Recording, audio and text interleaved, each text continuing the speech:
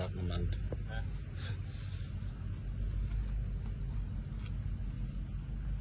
คนใดคนนี้นะประมาณนะโทษไหม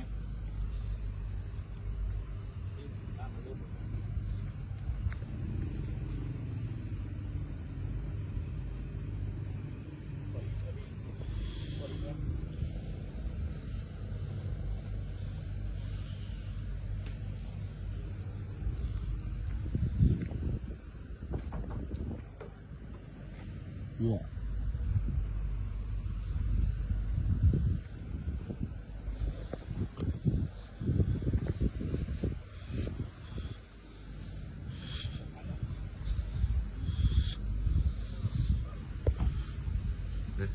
รถ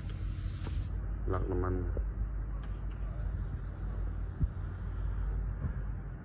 6970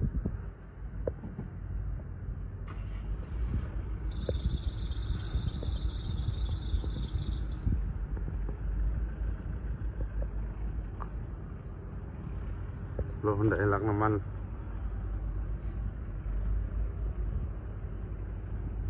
เฮ้ยนั่นเลยนี่